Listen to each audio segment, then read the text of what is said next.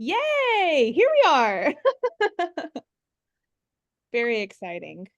A fun fact for you is that 8 people on our staff have already read The Ministry of Time. Really? Yeah, Gosh, how that's exciting. almost half of our staff. That's almost as many people as I intended to actually read it. Yeah, and the arc is going around to everybody else. I'm sure we'll get the entire bookstore to read it before the end of the year. That's so exciting. Funnily enough, I did an event at Mystic the other night where, again, the books had made it. They'd made me this bonkers friendship bracelet, I love and then I started talking about the storm we made when I was I was talking, and I could see all the booksellers in the audience being like, great book," because they also all are completely obsessed with it. I love it. Well, I will go ahead and get us started for this event. Hello, and welcome everyone. My name is Lainey Rose. I am the events manager here at City Bookshop. We are a woman-owned, community-focused independent bookstore located in the heart of Washington, D.C. We are just a few blocks away from the U.S. Capitol building and the Library of Congress. It's wonderful to be with you all today virtually, so tell us where you're tuning in from. We always have something on the calendar here at ECB, and we have a few more virtual events coming up in May. We are a bookstore that is still continuing to do virtual and hybrid. And next week, we'll be hosting Delana R.A. Dameron to discuss her novel, Redwood Court. And at the end of the month, we'll be hosting a panel to celebrate Chinzia C. Higgins' next romance, A Little Kissing Between Friends, in conversation with Carmen Lee and Adriana Herrera. All the information about these events and more can be found on our website. We will have time for questions tonight, so please put those burning questions in the Q&A feature on Zoom and keep your general enthusiasm and thoughts and your favorite spy thriller novels all in the chat feature. And most importantly, if you still need to get a copy of the book, you can purchase that through our website. We do have signed book plates that we will ship out with each copy of the book, and we do ship internationally. And the reason we're here tonight, the Ministry of Time has become an instant staff favorite. Already 8 people on our staff have read and loved the novel, and it has a little something for every reader. Part time travel romance, part spy thriller, and 100% multifaceted joyride, the Ministry of Time is an exquisitely original and feverishly fun fusion of genres and idea, and asks the question, what does it mean to defy history when history is living in your house? Our author of the evening is Kaliane Bradley, a British-Cambodian writer and editor based in London. Her short fiction has appeared in Some Such Stories, The Willow Herb Review, Electric Literature, Catapult, and Extra Teeth, among others. She is the winner of the 2022 Harper Bazaar's Short Story Prize and the 2022 V.S. Pritchett Short Story Prize. And joining her in conversation is the lovely Vanessa Chan, the author of The Storm We Made, a national bestseller, Good Morning America book club pick, and a BBC Radio 2 book club pick. Her other work has been published in Vogue, Esquire, and more. Chan grew up in Malaysia and is now based mostly in Brooklyn. And now I've talked enough, so I'm going to let y'all take it away, and I am looking forward to this conversation. Thank you, Lainey Rose. That was a brilliant and wonderfully effusive introduction for a book that really at this point, although it's only been out for 3.5 days, needs no introduction at all. I am so thrilled to be hosting this conversation with Kaliane Bradley, my friend, and the author of the already acclaimed The Ministry of Time, which I said published about 3.5, maybe 4 days ago. The Published on Tuesday. Very exactly. intense. It's a GMA Book Club pick, an Indie Next #1 pick, and has received a mountain of fantastic reviews, calling it, among others, thoughtful, gleefully delicious, ingenious, and so many more. You just Google the Ministry of Time and it all pops up. But you're not really here to hear from me. You can already tell how I feel about this book. So let me pass it on to Kaliane, who can tell you a bit more about the book, which is her first book, and to read a little bit from the book so you get a little taste, yum, before we get to my questions. And then after that, yours. So as Lainey Rose was saying, slip all those burning questions into the Q&A in this Zoom, and I will pick them up when it is time to flip to you guys. But right now, Kaliane. Thank you so much, Vanessa. It's so exciting to be here from my hotel room in New York. and just such a thrill to be able to talk to you because, as you know, I'm completely obsessed with the storm we made. So it's just an enormous privilege to be in conversation with you and celebrating the launch of my debut with you. Thank you very, very much. So the Ministry of Time is I've started calling it a tragicomic romance, tragicomic time traveling romance about empire, bureaucracy, and cigarettes. In it, the British government have just discovered time travel. They're not explaining how they discovered it. They're not even explaining how they got the resources for it. They're just pulling from the past 5 different people and bringing them to 21st century London. And the novel focuses on 2 people. The narrator of the book, who is a civil servant who's been asked to live as a bridge, a person who is going to form the bridge between the history, the past, and the 21st century. And Graham Gore, the person she's been assigned to. Graham Gore was a 19th century naval officer. He's been dragged out of an Arctic expedition that he would have otherwise died on. He's arrived, he's very discombobulated, he's been told, oh, the British Empire's collapsed, sorry. All your friends and family are dead, sorry. We need you to assimilate to 21st century London and not turn into pink and grey jelly. That's how we'll know that time travel can work. So you've got to live in this house with this woman and just deal with the 21st century. So they spend a year living together, growing closer, getting to know each other. And naturally, the course of sinister government experiment never did run smooth, and they soon start to find out that all is not quite as it seems. The bit I'm going to read you, just to give you a taste of the book's sense of humour, is quite far into the middle. So sometimes I read the opening chapter, which is the Bridges interview for this project, but I think just to give you a sense of how Graham is experiencing 21st century London and how Graham is experiencing living with this modern woman who he just has to deal with, who's in his house now. I'm going to read for you from in the middle of the book. So, I was at the ministry when we got the weather warning, running through the pornography protocols with the wellness team assigned to Graham. We all had access to the expats' internet search histories. Arthur Googled so much: Macarena, Brewdog, clubbing, ballroom, Vogue, Vogue dance, Madonna, poppers, rimming, that Somalia had been referred to the Home Office deputation for their guidance on adapting to life in the UK. Margaret looked up naked women almost as much as Cardingham did, but she also looked at a lot of clothed women. She'd had a 2-week stint as a Swiftie, but had run out of energy for the speed at which the discourse mutated, and her basic disinterest in the music. She'd found out about film torrenting with alarming rapidity. The reason that Graham was of especial interest to the wellness team was that Graham had worked out that the laptop at his disposal was reporting to the ministry. I'd been waiting with a mixture of dread and keen curiosity for his first pornographic search. We'd been cautioned to expect these and had material from the wellness team to deal with the arrival of it. It was a gruesome briefing. We were reminded that all expats except Arthur came from eras in which the age of consent was 12 and marriage was not unheard of at 15. We did not have the option to have the contents of their X-rated browsing redacted. This defeated the purpose of monitoring them. But on-site counsellors, the ministry assured us, were always available if we saw anything we found upsetting. When Graham got online, as he did not call it, and learned to peck at the keyboard with the elegance and speed of a badly burned amphibian, I imagined what might turn up on my reports from the ministry's search history database. Bosoms, height lacing, stockings. I spasmed with embarrassment.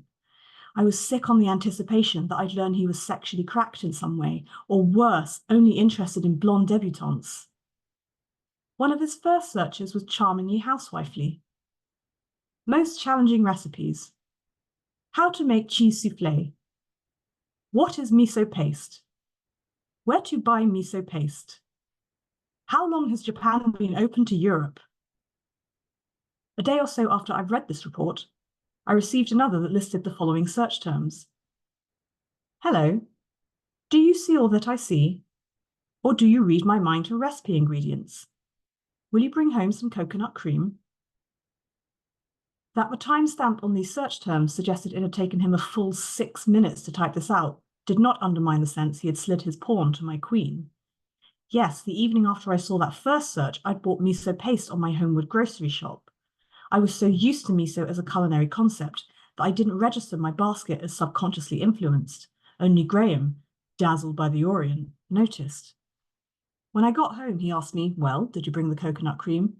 And smiled with real warmth at the way shame changed my posture.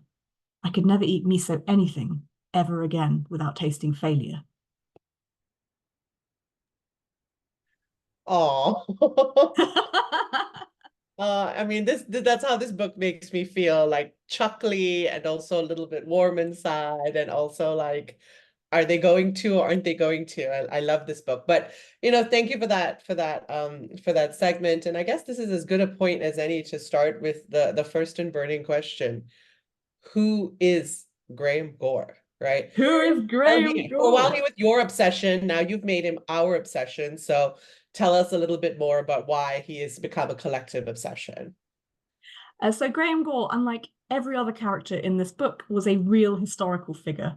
And I ran across him because I started watching during lockdown a TV series called The Terror, which is based on a book called The Terror by Dan Simmons, which is about Franklin's lost expedition to the Arctic. I say that like everyone knows what that is because I'm so used to talking about it now.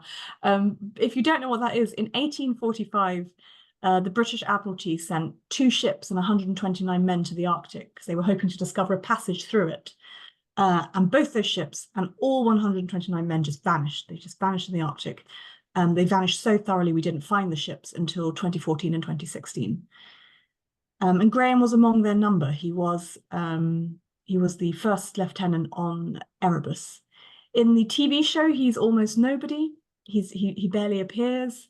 I couldn't even really remember watching him, but I found him when I was looking up stuff about the series on Wikipedia. And the minute I saw him on Wikipedia, there's this very handsome photo of him, the only photo, as far as we know, that exists, where he's smiling a little slyly, and he just looks a little bit cheeky. So you fell in love with a Wikipedia profile photo in sepia tone. Yes, that's right. It's an extremely normal thing to do, and Very, very it locked suggests down. It feels very locked down. It feels a very very, very locked down experience. And also because it was a lockdown experience, I was so like baffled and tired, and I felt confused all the time. I just started a new job quite recently. I couldn't get the VPN to work. I was always upset. Reading his biography about how competent he was, how much people liked him, how good he was at his job. I just kept thinking, God, I bet he'd be great in this pandemic. He'd be sorting it out. He could work a VPN. I believe in him. I believe in Graham. That is, I mean, I love that. And like I said, he's become our collective obsession. Now, everybody who has ever read this book has an enormous crush on Graham Gore and is looking for their own polar explorer to bring into their house. So congratulations. Thank you very much. I'm so glad to have made you all mad. Thank you for sharing him with us. But I myself wrote a historical fiction novel, and I obviously, as a person, I spent a lot of time thinking about colonialism and the impact of that in our current times. And I was struck about how in your book, which obviously has been called like a romp and a joyride, also very seriously addresses the topic of immigration, because these expats are quite literally brought out of history into the present and forced to, for all intents and purposes, assimilate. And colonialism, because you're pairing a polar explorer who believes in empire with the child of Cambodian refugees, who has to teach him how the world works. And so, was that intentional? Was that kind of accidental? Is that just the nature of writing a time travel book? I think the first thing that you have to grapple with when you, for example, get very into historical polar exploration, as I did, is the fact that it was an imperial project. It was an imperial colonialist project. There's just no way of getting around that at all. And the fact that the more I researched about Graham, there's not a lot of archival material, but there is some. And the more I researched about the men who were around him, the way they talk about the empire, the imperial project, is positive. They were very, they supported the British Empire. They completely believed in its values and its structures, which I think really echoes into the present day. So first of all, bringing this man into the 21st century, you can't really ignore the fact that he was an imperialist. You can't really pretend that he had all the right opinions all along, because history does not bear this out. So a lot of the book is this balance between the narrator and Gore trying to work out what their values are, where their values align, what their values might mean for the future, and how their values change. I was also very interested in this idea of complicity, and I know in The Storm We Made, I think this is something that really interests you as well, like the way that power and desire can draw us into complicity, and what that might mean again for our futures and for our future selves. But also it inevitably, when you think about time, because this is also one-way time travel. Yes. There's no hopping back and forth in time in this book. People are brought into the 21st century and then they stay in the 21st century. And there is just it was such a clear parallel for me. The forced refugee from history, the forced refugee from another country, and meeting 21st century Britain as an entirely new culture, entirely new country that is slightly alienating, that is demanding that you assimilate, that you become productive, that you become the right kind of immigrant. It's true of the expats from the past, but it's frankly true of millions of people who have emigrated to Britain for whatever reason, often because they are fleeing another place. That's incredible. When I was reading it, I was really struck with the parallels as you were talking about forced assimilation, except this is done, via like a large swath of history. It was fascinating. You know, you've mentioned, I think in other interviews and kind of when we first met, that this book essentially started as a fan fiction, right? For friends that you met online. And I'm curious, because I want to know, first of all, where online did you meet these friends? Like, which part of the internet are you trolling to meet like friends about polar explorers? And, did you write new content for them every day? Like, were you guys meeting on Zoom like this? Or was it like a shared Google document? Like, what are the logistics of like the birth of this book, which started as fan fiction online? When you get really into polar exploration, the other thing you want to do is Google it all the time, especially if you're in a pandemic and you've got nowhere to go. At the time, I also was still on Twitter, which I am no longer, unfortunately. And unfortunately, because of the Elon Musk buyout, which happened before what happened after I wrote the book. But there was a number of friends that I found through this through Twitter, because they'd written articles about polar exploration, or they had blogs, independent blogs, But and you I just was slide into their DMs. Yeah, essentially. Okay. Or like message them on their websites like, hey, love your website. Do you know anything about Graham Gore? Can you help me, please? The actual story that I started writing wasn't called The Ministry of Time, but it was essentially the same structure. It was, what would happen if a polar explorer lived in your house, your favorite polar explorer? Wouldn't it be weird? Colonialism, it's very painful. And so I wrote a chapter a week, essentially. So the very first draft took me, I think, 12 weeks, not quite 10 weeks, 12 weeks. It happened very, very fast. And there was Oh my gosh, that makes me so mad. It took you 12. That's it. Well, I mean, it was terrible. The first version was not publishable. Thank God it's gone through a lot of edits. It's gone through a lot of edits, a year of reworking before it was even sent to publishers. But there was a document that people had a link to, which is why it's so funny to me to hear that 8 booksellers have read the book at City Bookshop, because it started with about 5 people and ended up with 15 people had this link. And I was like, 15 readers, that's great. I'm really popular. So did more strangers read your book first than like your friends and family? Or like online friends, so to speak? Yeah, I mean, it wasn't really, because I didn't think of it as a book to begin with. I just thought of it as a kind of literary parlor game. It was just fun. It was just a way to keep a conversation going when we were all trapped indoors, and we often lived in different countries, and we had no way to meet. It wasn't until I finished really that one of them suggested to me, maybe this is a novel. Maybe this is something you want to submit to literary agents, which I did under a pseudonym. Yeah, speaking of pseudonyms, this book, people call it romantic, which it can be, but let's be honest, like this is a really lusty book. Like this is a horny book, right? Graham Gore and his bridge sort of step around each other, and like the yearning on the page like really jumps out, and you just keep being like, come on, like it's time, and of course it finally reaches its tipping point, like spoiler alert. And I think every one of us was like, Jesus Christ, like Thank God, right? Finally, you've mashed the Barbies together. Why did it take you so Finally. long to mash the Barbies together? But I guess, how is it writing this love story? Like, do you enjoy like writing love, romance, sex, and lust in general? Like, is this like, obviously you're very good at it, but like, is this something you enjoy? Something you kind of had to force yourself to do?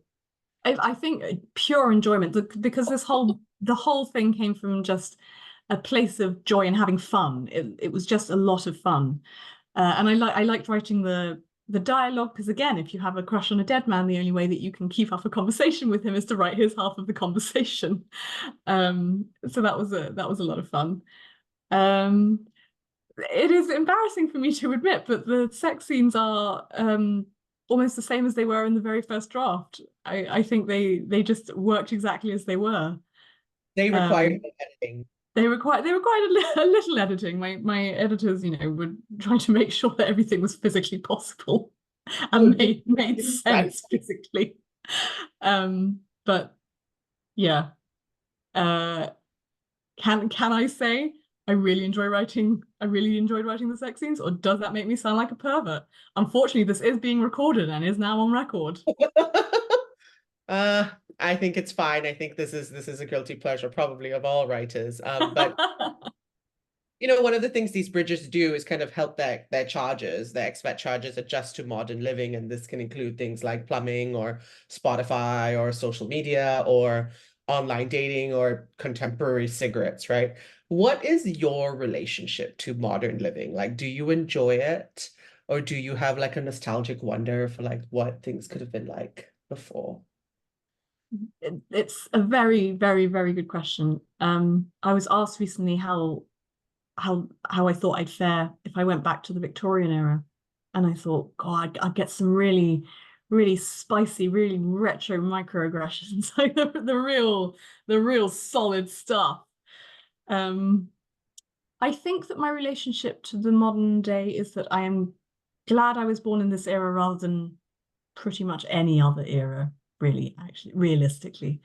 But there are obviously things that I think I would have been better without. Like, in many ways, I wish someone would take my smartphone away from me and just smash it up. I wish it was the pre-smartphone era, but for some reason I can also get Google Maps because I'm lost all of the time.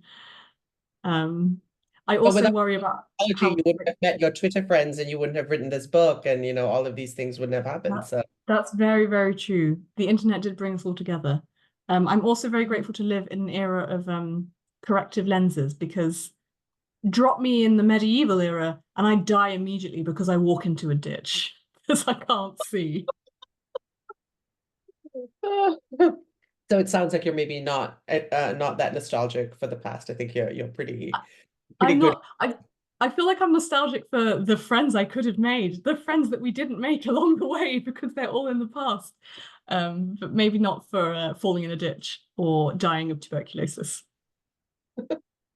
And to switch gears a little bit, and I'm cheating a little bit because, obviously I watched another sort of snippet of an interview you did about your writing process and about how, there are two kinds of people in this world and never the twain shall meet, right? There's like the morning brigade, which is the brigade that I'm part of, where we wake up really early at 6 a.m. and we get our day done. And by around now, like about 8 p.m., I'm like fading. I'm like, it's time for bed. I have to go. And then there are the night owls who, I guess you are a part of where your day starts much later and your writing takes place much later. So can you kind of walk us through how your day goes and what writing is like for a night owl? Firstly, I admire morning people so much. I wish I was you, Vanessa. I wish We're I could very be a smug person about it, though. We're very self-righteous and smug about it, and everyone hates us. So, but you deserve to be self-righteous and smug. You got out of bed and you did your writing. That's astonishing to me. This is why the book is so great. This explains it. It's the morning. You were photosynthesizing in the morning. So I end up writing basically at the end of a working day. So I've had to do my day job all day. Love to do my day job. Please don't fire me. And then I because I work at my desk, I then switch over from the boring screen to the fun screen. Yeah, we're gonna type on the fun screen now. And then I decide, no, I don't want to do that. Maybe I'll just wander off downstairs. Maybe I'll stand in the garden. and look at the ground. Maybe I'll look at the birds. Maybe I'll go and talk to my partner for a bit. Oh dear, it's dinner time. I guess I better have dinner because otherwise I'll be very hungry and I won't be able to write. Oh, should we watch a film? That'll take up a fun 2 hours. Eventually, at some point, I do think, oh, I've got not very much time left in the day before I have to go to bed. I better sit down and make myself What time write. does that be, typically? I often write sort of 9 o'clock, 10 o'clock at night. Oh, you're awake. Oh, it's so incredible to me. I would just be dead. Well, then I sit down and I'm like, I have to write, I have to write.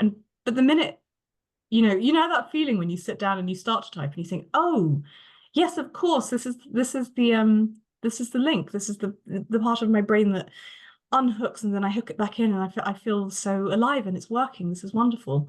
Do that for about an hour until the red mist starts to rise. Stop, look at what I've written and think, oh God, how absolutely awful. This is all dreadful. I'm going to look at this tomorrow. Bye, bedtime. But you get it done, and I again, I admire it. Anything after 7 o'clock, my brain is dead, so I don't even know how I'm functioning through this conversation, but we're working on it. Okay, now we're going to flip gears a little bit too. I don't know if you've done this in other interviews, but I like to do a lightning round where basically I just ask you a really simple question, and you just tell me the first thing that pops into your head as an answer. And I do like 7 to 8, and then we will flip over to your questions, everyone who's listening in. So I see some questions in the Q&A, and if you have more, just pop them in there, and we'll get to as many as we possibly can. Okay, lightning round question 1. What do you want to be when you grew up? A dancer.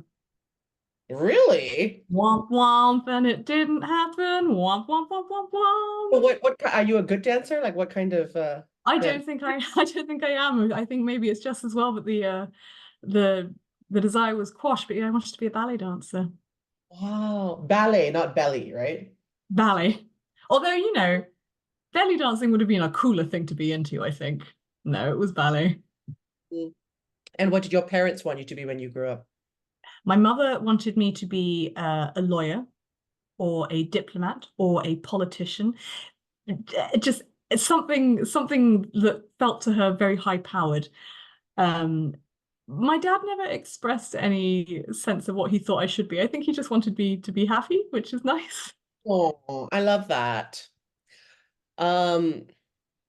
We didn't really discuss this very much, but everyone should know that this book is full of food and a lot of fun things revolve around the consumption of meals together, right?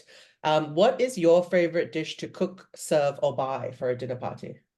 Ooh, that's a really good question. About 2 years ago, my partner bought me Fuchsia Dunlop's The Food of Sichuan, and I pretty much exclusively cook from it because I just find everything in it completely delicious. I make a fake meat version of dry fried chicken, which Wow. is one of my her recipe is very, very good. It's very easy to follow, even for complete nincompoops like me. I'm completely obsessed with it. I am coming over to your house when I'm next over there. What other people in history are you fascinated by, real or fictional? Elizabeth I. I thought she was like very interesting. I think like quite sassy and rude and insane. She sounds wonderful. Another like I suppose early historical crush was when I was a teenager. My friend and I used to fight over who was the better Victorian Prime Minister, Gladstone or Disraeli. I realize that's such a specific Oh, thing. no. In my opinion, it was Disraeli. Okay. What's the best advice you've ever received? Oh, writing advice was the absolute best writing advice I've ever received was only write the fun parts, which completely changed the way I write because I just started thinking, oh, I don't want to write this scene. Maybe I'll just skip it and come back to it. And it turns out there are ways for me to get around writing the bits that I don't want to write. There are often thematic bridges, or there are creative ways that you can deal with movement and plot. So that was extremely good advice. The other very good advice I have been given generally is from an internet comic called Achewood. So I'm not sure if it gave me advice so much as I decided to take it as advice, which was, I think the exact quote is, when I wish I'd done more things when I was younger, because now I know that getting in trouble is a fake idea. Oh, that is incredible. I'm going to steal that one. What's a guilty pleasure? My guilt. What is my guiltiest pleasure? Do you know the sweets flying saucers? They're What? like they're little flavored, brightly colored little uh edible paper filled with sherbet. Oh, okay. Yeah, I think Those so. things. They're Okay. very retro. I think they're quite a 70s or 80s sweet candy, Wow. sorry. And if you put me in front of them, I will keep eating them. Even I'll get a stomachache. I'll keep eating them. I won't be able to stop. Sherbet really does something to me. I don't know. It's got some kind of grip on me. It's the way it like melts on your tongue. It's like shh. Exactly. It's the fizz. It's the delicious fizz. And then the final one here is, who did you write this book for? For my 5 to 15 friends, who I'm so grateful to have met them, and I have met some of them in person now, which has been such a thrill. Partly when the lockdown lifted, and partly on this tour, I met a couple of them for the very first time last night, which was so exciting because this book was for them, and I feel like they really understand all the jokes that were intended for other maniacs who are obsessed with polar exploration. Gosh, I hope you got a photo. That's so cute. That's so adorable. I think we all need to gather together somewhere and get a photo. A little Um, conference. exactly. The book is dedicated to my parents, although my mother does things like she's in the process of reading it. And she doesn't read in English as a first language, but she's really, she's determined she's going to get through it. She's going to read her daughter's book, and she sends me texts like, "What does this mean in normal English?" And make me a list of the characters. There are too many. So But there we that are. tracks. The ultimate critic. All right, we're gonna flip gears to the Q&A. So I'm just gonna read them out and you can get to them. So the first is from Emily Jacobs. I'm not sure if you're allowed to say since the book has been optioned for a TV series, but do you have a fantasy casting for Graham? Putting my vote in here for Jonathan Bailey or Ian Mackin. Oh, I don't know either of those actors, so I'm going to have fun looking them up. Jonathan Bailey, Bridgerton. Oh, Immediately. so British. Jonathan Bailey from Bridgerton. Come on. So sometimes I feel like it's a real disease being British. Like, I'm sorry, I don't know. I'm just lost on the little rainy fascist island. I actually don't have a dream casting for Graham. I have been saying, and I will keep saying this, that I think it would be great if we did have a time machine and we went back to 1974 and grabbed Elliot Gould off the set of The Long Goodbye, where he's got the long curly hair and he's smoking and he looks to me like Graham, except too tall, and then bring him over here. He'd have to do a British accent. But no, I'm always excited to hear what people's fantasy Graham castings are, because if in my head it is literally just the dead Victorian guy. This next question is from Catherine Marshridge. I'm sorry if I'm butchering your name, I apologize. What book are you currently reading? Do you have time to read on book tour? I have been reading extremely slowly recently. I just finished Beautyland by Marie-Helene Bertino, which I thought was just so wonderful. It really moved me. I finished reading it on the plane and I was just sobbing as we were. And I'm scared of flying as well, so it was nice to be distracted from it. And I've just started Shanghai Landers by Julie Min, which again I'm also very excited about. I'm talking to Julie next week, and also I should tell Marie about your love of her book. Marie is the reason that I wrote mine. You know that? Oh, really? A class assignment in her class that started me on The Storm We Made. Oh my God. That's so beautiful. I love that. She's a really wonderful human. Writing really wonderful books. In fact, this is my recommendation to the chat. Read The Storm We Made and read Beautyland.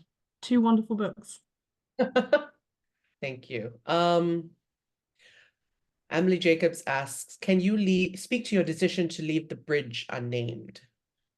Yes, so there is what I sometimes call a hierarchy of naming in the book. So the bridge never names herself to herself because she regards herself as this kind of center of the universe. And as a result, the narration can sometimes be quite blinkered because I had to very specifically keep her viewpoint blinkered, which is why she makes some of the decisions she makes. People that she studies very intensely, people who she is thinking about in the round, as it were, she gives full names. So the expats, Graham Gore, Margaret Kemble, Arthur Reginald Smythe, they're all people with full names because she thinks of them in this very obsessive way. The next rank, the next circle out, are people who she only thinks of by their first names. So Adela, Somalia, Quentin. And these are people that she recognizes as people, but she's not really being honest with herself about their emotional realities. She's not thinking of them as people in the round, in 360. So she doesn't always understand that they are also main characters in their own stories. They are also on journeys, and it makes her miss certain things about what they do, what their motives might be, which I think, changes the course of the book. If she'd been thinking about them maybe with more openness and compassion, things might have changed. And then there are characters who don't even get names, like the secretary, the brigadier. Those are people who she thinks of as functions of institutions, and she relates to them as she relates to these big institutions that she's interested in, and she's interested in the structures in. So there's that kind of hierarchy there.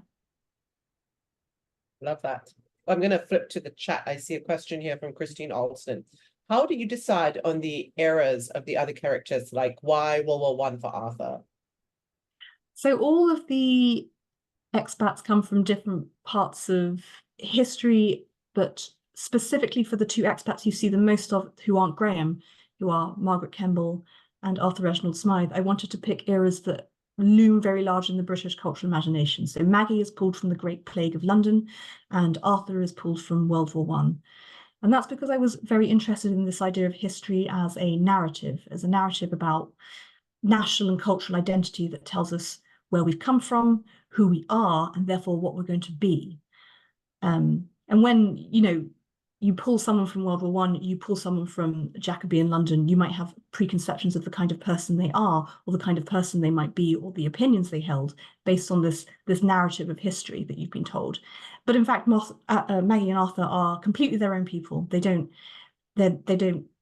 conform to any expectations. And there's this friction between the truth of the individual and the imposed narrative. For the other two expats, Thomas Cardingham, who comes from the English Civil War, and Anne Spencer, who comes from the French Revolution, you don't see very much of them. But in both those cases, I just went to my friends and I said, I need disasters with high enough body counts that if I pulled them out of history, no one would notice. And I have the kind of friends who are like, don't worry, I've got you. Disasters, no problem.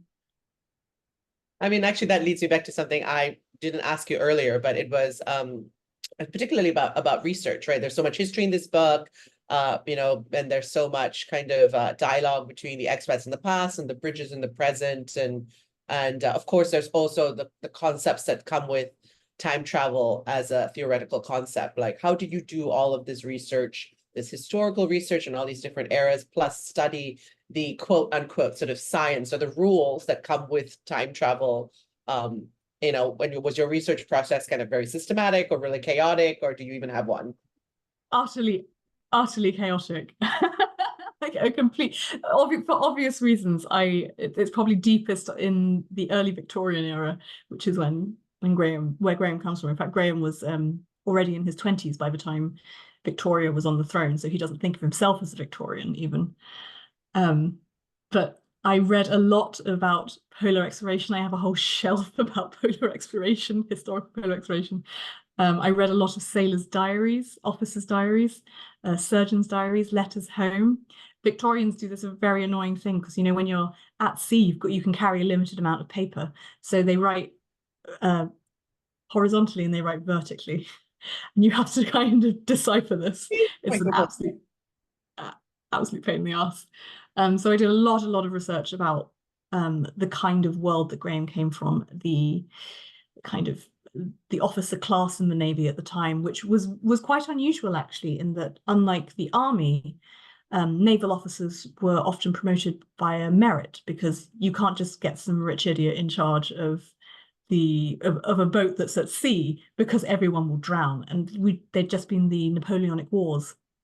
So men were promoted through merit rather than through birth, which is why I think it might not actually be true, but apparently Queen Victoria used to toast ladies, gentlemen, officers of the Royal Navy, because they're not gentlemen. Oh my goodness. Sorry, this is also a fun introduction to the British class system, which is a mess. There's a question here from Milena. Oh, sorry, did I interrupt you? Are you? No, not at all. From Milena Milcharek, to what extent did you base the bridge on yourself? And are there any similarities and differences between the bridge, I guess the protagonist, and you? Rather cheekily, there is a character who I do think bears some resemblance to me, and I put her in deliberately. It's the bridge's younger sister, a woman who works in publishing and wants to be a writer, and is maybe slightly combative about what she's allowed to write and what she's not allowed to write. The reason for that is that as I was writing this book for fun, I was also trying to write a very serious novel. I was trying to write a serious novel about Cambodia, the Khmer Rouge, the Cambodian diaspora, the status of British Cambodian people now. Someone who wrote a very serious novel, I do not recommend it. No need, no need. Would you say that diving into that very serious history that is also a very deep and personal history that implicates you emotionally was hard, would you say? Just a little bit traumatic. So I'd stick to the horny time traveling romance. I think that works better for me. But so in this novel that didn't work for me, and unfortunately I couldn't make it beautiful the way that you made your novel beautiful. I just couldn't do it. I couldn't do it. But there was a character in there who was a mixed race British Cambodian person. There were several mixed race British Cambodian people in this novel, but this one in particular had a slightly ambivalent relationship to her heritage and to her relationship to, in the original novel, she was an academic, so to the power structures of academia. But I thought, these concerns are the same kind of concerns that I want to explore in the Ministry of Time. The character of the bridge was originally written in second person. She had no ethnicity. She had no specific personality. She was just supposed to be a kind of reader proxy. But I can take this character, who I think is interesting and is battling with certain thoughts and feelings, and drop her into this. Really very handy. I don't think I am very much like the bridge. I'm not that interested in gaining power within the British government. I also think that the bridge, I hope if you get a chance to read this novel that you'll see that the bridge is on a journey, and I think she starts in a place that I hope I have moved on from, if you see what I mean, like in her relationship to other people and within her relationship to ideas of complicity and structure and power structures. And you mentioned that the younger sister of the bridge worked in publishing, which kind of brings me back to you. I mean, you work in publishing, you've been a bookseller, you spent much of your adult life kind of surrounded by books, and of course, now you've written the book of the season, book of the year. And have you always wanted to write books? Did you write like bad, like cute little children's books or bad poetry to your parents, or was it an entirely accidental outcome of the pandemic and your online friends? I think I've wanted to be a writer for quite a long time. So what happened to me was that I went to see a Punch Drunk show in my early 20s, and so by this time the dream of being a dancer was over. It was never going to happen. But for those of you who aren't familiar with Punch Drunk, they're a British immersive theatre company. They take over buildings and they build entire worlds in these buildings. So you go in and you wear a mask and you can walk around anywhere you like. You can visit any part of the building. You can see any scene. You can rummage through the scenery even. They often leave clues for you.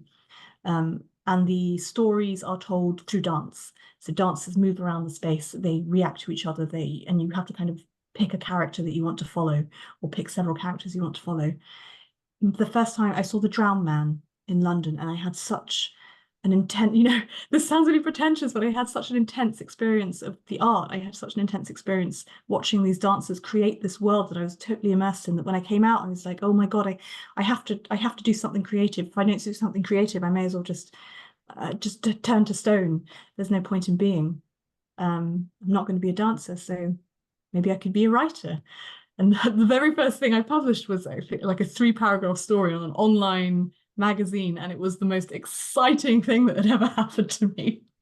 But it's that feeling. I miss that feeling, and I try to hold on to it. Like when you've published your first thing, that's like, I don't know, like 500-word little flash fiction in an online journal. You're like, that was the most euphoria I've ever felt in my life as a writer.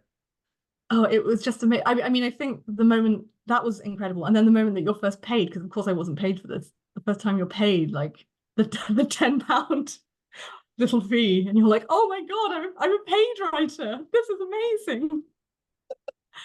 True, it's true. We have to bottle those feelings as as we continue this journey of authoring that we're on. I see there's another one in the chat. Christine Alderson says, for your next novel, do you see yourself writing another time travel one, or do you want to do something completely different? Or do you want to go back to the very tough Cambodian refugee novel that you were just talking about? I think that novel is going to stay in a drawer for now. I think I just don't, maybe I don't yet have the ability to write it, and I will eventually be a better writer. I mean, I hope that I will improve year on year.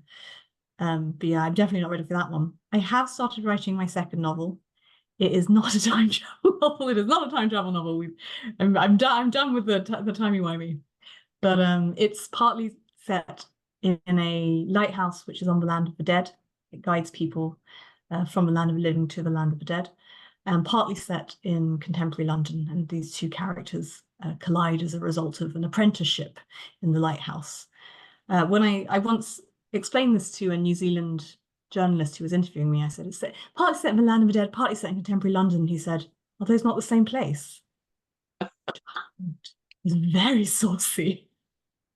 I was gonna say I want to get you a t-shirt that says done with the timey-wimey. Done with the timey-wimey. Yes. Ask me about timey-wimey. I'm done with the timey-wimey.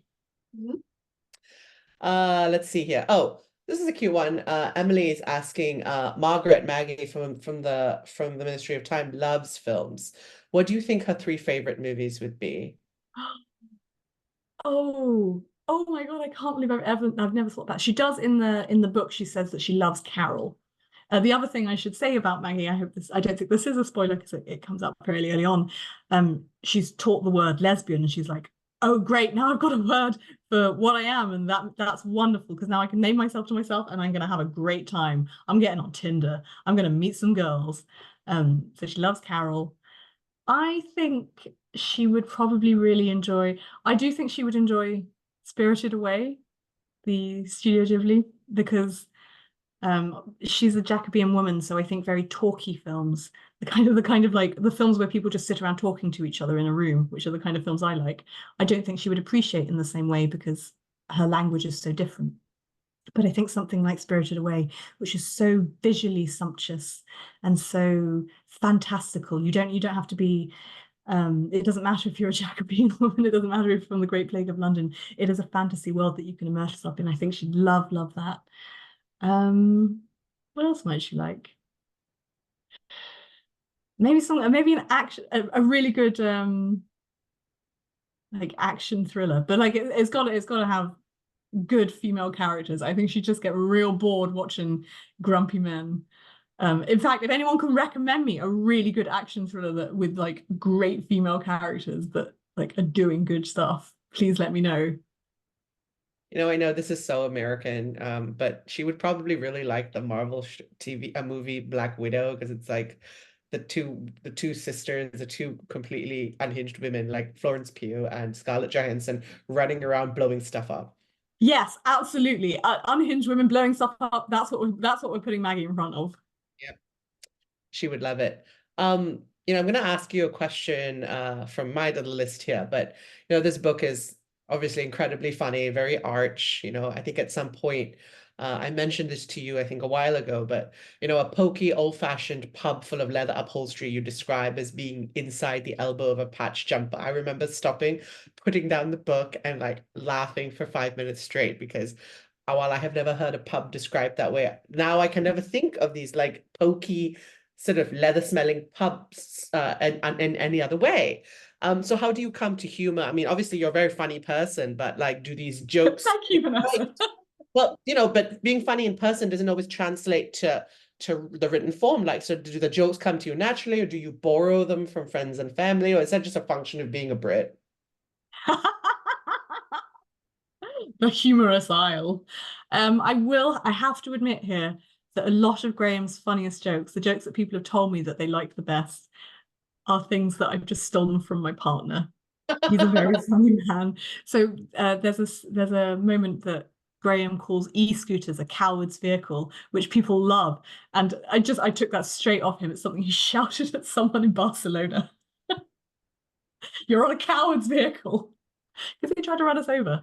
I think some of it is that I read a huge amount of Terry Pratchett. I read and reread the Discworld series, and they have a very specific kind of humor that, because I started reading those books when I was 10 years old, I think of just they're embedded in my DNA now. There's some kind of humorous fantasy rhythm that I've got from Pratchett that it just affects everything I write.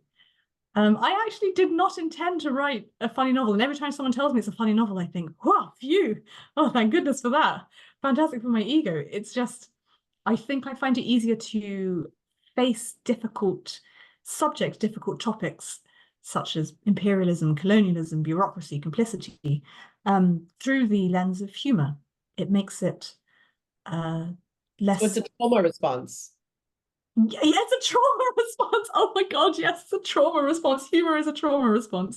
I'm funny because I'm hurt. Oh, it's 8:25 p.m. therapy is what this is.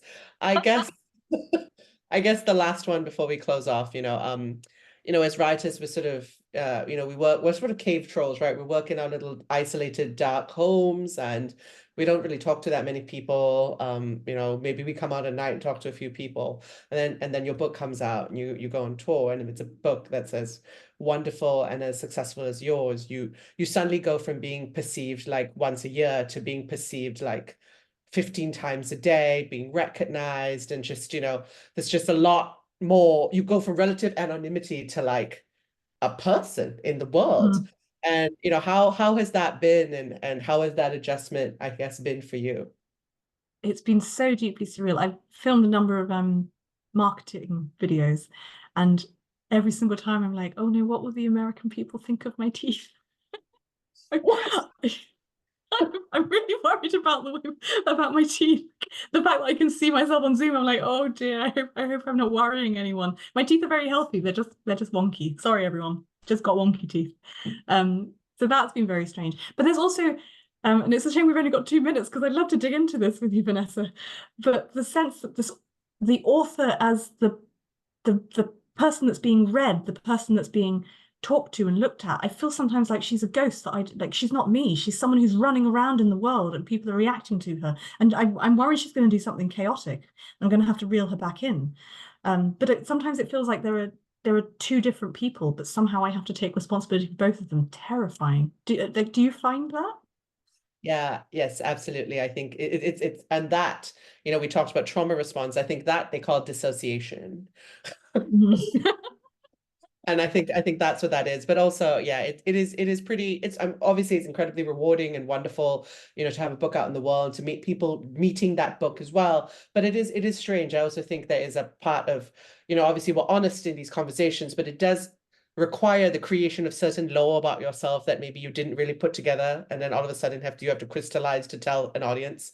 So that's been you, but we can talk about that more offline. There is a final question here for you, and I don't know if you have an answer, but someone wants to know how to stay up to date with you and your future work. Do you have a newsletter, Instagram, which you do not, nor do you have a website? So how are they going to keep in touch with you, Kaliane Bradley? That's a good question. I'm going to have to figure out a way to make this happen. Unfortunately, I just don't have an internet presence apart from as this ghost that's running around. Perhaps I should make a website. Would you recommend making a website, Vanessa? Yes, I do recommend making a website, but also I think everyone, you can keep track of what Ka is writing next via her publishers in the US and in the UK. They will have the latest, and of course, your local bookstore. Your local bookstore will always have Ka's latest. So that's all. Thank you all for being with us. I'm going to pass it back over to Lainey, and thank you to Kaliane. That was wonderful. Thank you so much. That was so lovely. I'm glad that my microphone was muted because I was cackling very loudly all throughout all of that. That was wonderful and spectacular. I know we have a lot of our own booksellers also watching tonight, and I'm just so grateful that we could host you even virtually. And thank you so much for writing this beautiful, beautiful book. I love it so much. And if you, viewer, still need to get a copy of it, you can get a copy on our website, and we would be happy to send it to you with a whole lot of love. So thank you all for being here tonight, and thank you for joining us. Thank you so much. Thank you everyone for your questions. Thank you, Vanessa, for the beautiful interview, and thank you to East City Bookshop. Buy your books from East City Bookshop. There's a link in the chat. Woo! Okay. Thank you and good night, Everyone. everybody.